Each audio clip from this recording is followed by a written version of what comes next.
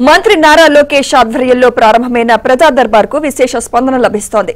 తొలుత మంగళగిరి నియోజకవర్గ ప్రజా సమస్యల పరిష్కారం కోసం ఏర్పాటు చేసిన ఈ కార్యక్రమానికి రాష్ట్ర వ్యాప్తంగా వినతులు వెల్లువెత్తుతున్నాయి.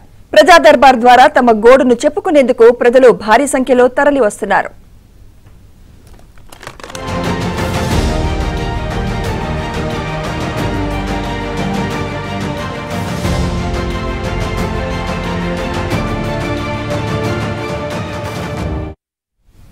ప్రజా దర్బార్ కార్యక్రమం ద్వారా కేవలం వినతి పత్రాలు తీసుకోవడంతోనే తమ బాధ్యత తీరిపోయిందని భావించకుండా లోకేష్ వాటిని సంబంధిత శాఖలకు పంపించి పరిష్కరించేందుకు ప్రత్యేక యంత్రాంగాన్ని ఏర్పాటు చేశారు.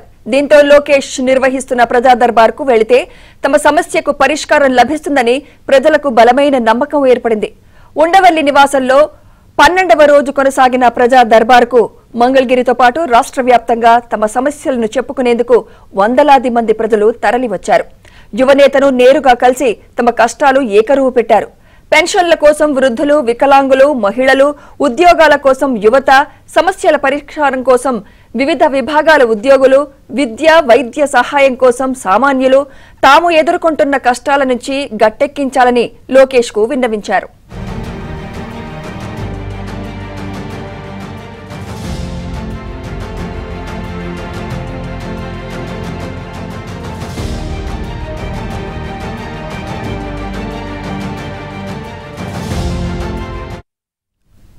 తాడేపల్లి పట్టణం సీతానగరం గోరా కాలనీకి చెందిన పలువురు యువకులు గంజాయి మత్తులో దాడులకు పాల్పడుతూ స్థానికులను భయభ్రాంతులకు గురిచేస్తున్నారు.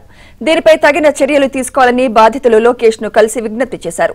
స్థానికంగా ఉండే కట్టా భరత్ అనే వ్యక్తి గంజాయి మత్తులో కత్తితో దాడి చేయగా తాను తీవ్రంగా గాయపడ్డానని, ఇరుగు పొరుగు వచ్చి ప్రాణాలు రక్షించారని ఓ బాధితుడు ఆవేదన వ్యక్తం చేశాడు. అయితే దీనిపై పోలీసులకు ఫిర్యాదు చేసినప్పటికీ సరైన స్పందన లేదన్నారు.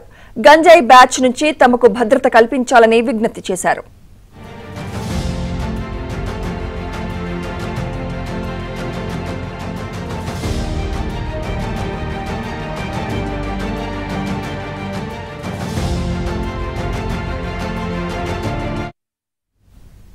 ఇదిలా ఉంటే విద్యుత్ బిల్లు కారణంగా గత ప్రభుత్వం తొలగించిన రేషన్ కార్డు, వితంతు, దివ్యాంగ, వృద్ధాప్య పింఛన్లను కోల్పోయిన బాధితులు తిరిగి వాటిని మంజూరు చేయాలని లోకేష్ కు విన్నవించారు. ఆర్థిక స్తోమత సరిపోక అనారోగ్యంతో బాధపడుతున్న పలువురు అభాగ్యులు ప్రభుత్వం తరపున సహాయం అందించాలని కోరారు. Rajiv Gandhi university of knowledge and technologies పనిచేస్తున్న బోధనేతర సిబ్బందికి మినిమం టైం స్కేల్ వర్తింపజేయాలని సిబ్బంది లోకేష్ కు విజ్ఞప్తి చేశారు.